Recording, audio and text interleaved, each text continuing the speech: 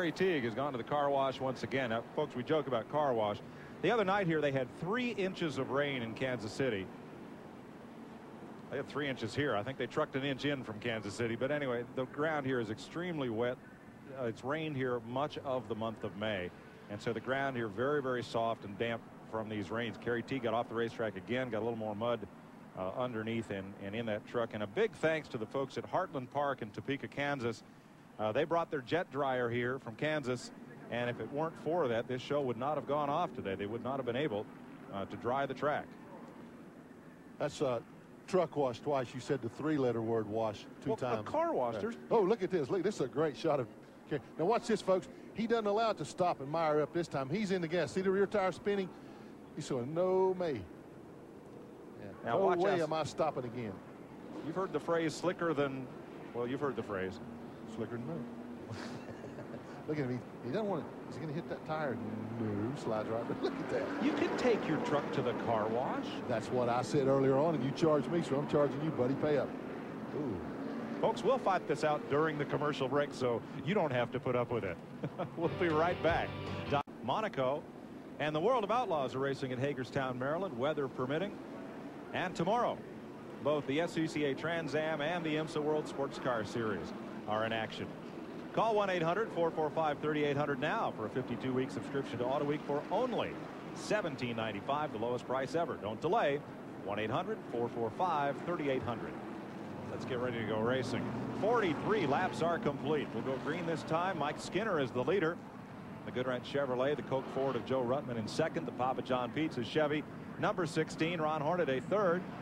Total Petroleum Chevy of Rick Corelli, number 6, is fourth. The Ray-Vestas Ford of Butch Miller is fifth. The Ortho Ford of Toby Butler is sixth.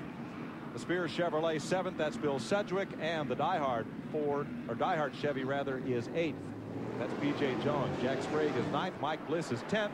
Sammy Swindell 11th. Bob Strait is 12th. Scott Lagasse 13th. Then it's Dave Rezendes, Bob Keselowski, Steve Portengate, and John Nemechek, along with Steve McEachran. Those are the trucks on the lead lap. And boy, that time Joe Ruttman was ready for Mike Skinner to start right on his bumper. He didn't get away that time. Skinner kicks it out a little bit coming off of turn 4 there. If you remember from the Portland race, they told us they set this truck up for the long run. There you see Ruttman, the number 84, red and white Ford. Right, and look at Hornaday make the move. Trouble, turn 3. Whoa! Hard in the wall. Sammy Swindell. Mike Bliss. Steve Portengate involved in it. Those seem to be the 3 that were the most damaged. Jerry Glanville's got some damage coming down there. That's Sammy Swindell on the left, the number 38 blue and red truck, the Channel Lock truck, and Mike Bliss in the Ultra Wheel. 2 Fords have taken themselves out here. One of the trucks got way down low and into John Kinder right down on the bottom of the racetrack. A lot of water came up from there. And the truck on the inside lost traction and was headed for a ride. Now, it's been a tough weekend for Sammy. He was rained out at Williams Grove, Pennsylvania early in the week. Came here and has had to miss 2 World of Outlaw shows because of the rain delay. Let's show you what happened here. Well, we're looking, that's the trucks of Toby Butler, Bill Sedgwick, then back in the pack. Looks like that it was Kinder 14 was way down on the bottom. Glenn, almost, he was down on the flat and popped up right in that whole pack of trucks. I think he got squeezed down there. They were 3 wide coming into the corner. Here we have another look at the tail end of it here.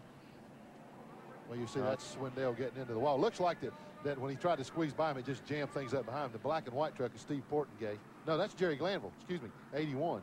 I saw the right side damage on his truck, and you see Swindell there now. There's Sammy Swindell. He doesn't look real happy. Well, one reason for it being the crew spent the last 10 days since they ran at Monroe, Washington. Roland Wolotica is managing that team now as the crew chief. Put a whole new front end on the truck, completely redid the truck, said they've got the best truck they've ever had now, and it's junk.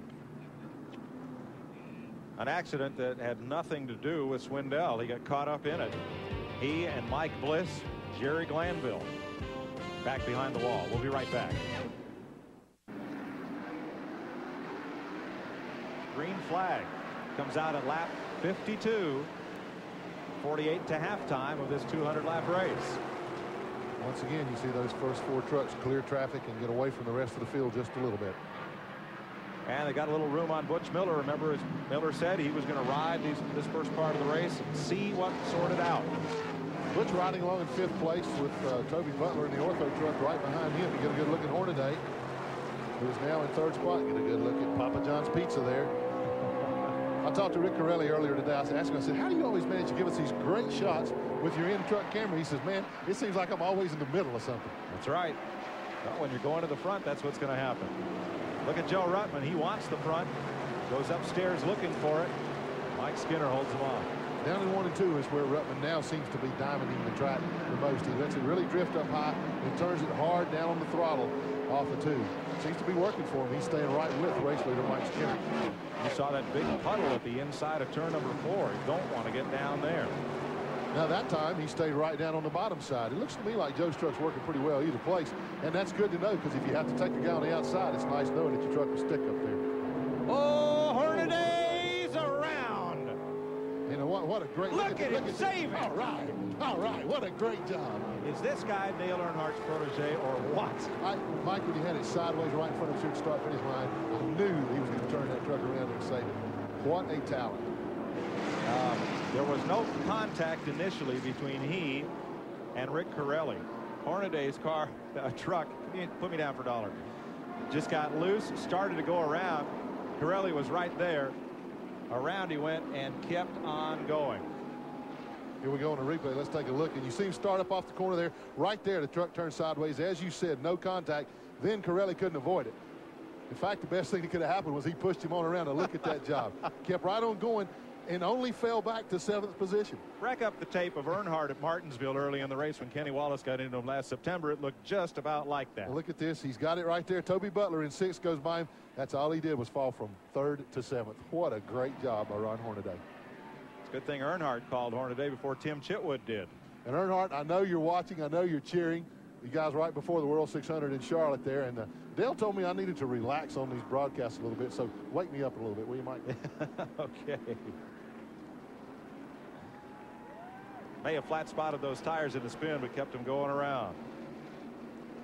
Driving around this speedway full throttle, Ron Hornaday says, is not usually an option. We got to back off just a little bit getting into the corner, but I think if we didn't have to back off, we could start at the bank a little sooner. We'd be able to drive full throttle around this track. Right now, we get in, burp the throttle, get it set in the bank, and just come off strong as we can with the throttle. So Doug Richards and the crew done a good job getting this thing set up, and I'm looking forward for the race. You know what I like about him? He talks just about as fast as he drives. Yes, he's always in high speed. I love the guy. Butch Miller told me right when I was talking to him before the race, he said, he was pointing to Hornaday, he said, that guy is not afraid of anything. He said he's wide open all the time. And you saw a good example of it right there. He's still on the lead lap. As we get set to restart, he's still in the top 10. Mike Skinner, Joe Ruttman, Rick Corelli, Butch Miller in 4th, Toby Butler in 5th, Bill Sedgwick is 6th, Hornaday is 7th, P.J. Jones is 8th. In the 9th spot, Jack Sprague, and 10th is Bob Strait, Scott Lagasse, Dave Resendiz. Also on the lead lap, so is Steve Portengay and John Nemechek and Bob Keselowski. As you get a good look at the leaders there on the restart here, Ruttman's truck seems to be just a tiny bit quicker. Right down on the bottom of the racetrack. Looks like he's going to make a gamble for the lead. And I think Ruttman may know that he needs to make that move early, because it seems the longer they run, the better that truck of Skinner's gets. Well, also, when you get the tire wear, the harder it is to pass. So you've got, you got fresh rubber. You can get a bite, get down under a guy, go on and make the pass right then put the shoe on the other foot. Make that guy try to pass you with the worn tires. And isn't it a pretty hard tire compound here? A little bit harder than what they would like to see here. Of course, first time ever having been here, Goodyear's done a pretty good job at guessing at the right compound, but the tire is a little bit hard, particularly down in 3 and 4. It sticks well in 1 and 2, not so well down in 3 and 4. Flintstones, or I think what one driver called them. No, they're all Goodyears, but it is a pretty hard compound compared to some of the places, some other kind of racing. Let's be honest about it. Has there ever been a tire that was soft enough for a driver? Nope. I don't think so. I think you're right. 63 laps complete. 100 will be halftime. 200 makes the race. Well, I'm really glad to see the number 6 Total Petroleum Chevrolet of Rick Corelli up there. He has struggled so much this year. Look at him. He's going to take second away from Ruttman. That 6 truck is hooked up right now. A good look at it from inside of Corelli's cockpit there. He made a little bit of contact with Ruttman, had to back off as he got out of shape just a little bit. But boy, Corelli's running well today. I'm glad to see it. Now they have about 5, if you will, truck lengths, okay, on Butch Miller.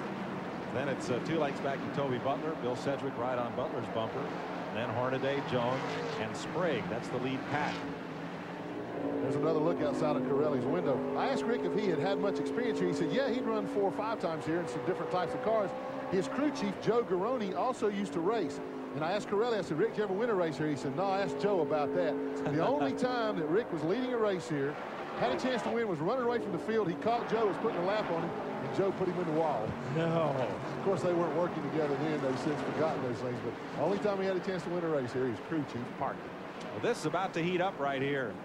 Corelli's having a look over on the high side as Hornaday blows it underneath. Bill Sedgwick takes a spot.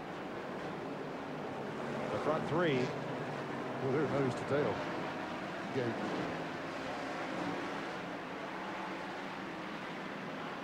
Corelli's truck really seems to be working well right in the middle of the corner. They're beating him off the corner just a little bit, but getting in the corner and through the middle of the corner, he's stronger than either of the other 2 front trucks. Close to, but not touching Joe Ruttman. They were as close as, well, less than a foot apart there. Now it's about, a pickup bed length. Sure. Let's go to the Hornaday pit. Here's Ralph. The problem for Ron Hornaday, Mike, is going to be that if he develops a problem with those tires, flat spotting them from that spin, he cannot come in and change them under green unless they're flat. So he's going to have to ride it out until they get a yellow. Thanks, Ralph. Looks to be hooked up pretty well from the move he put on Bill Sedgwick a minute ago.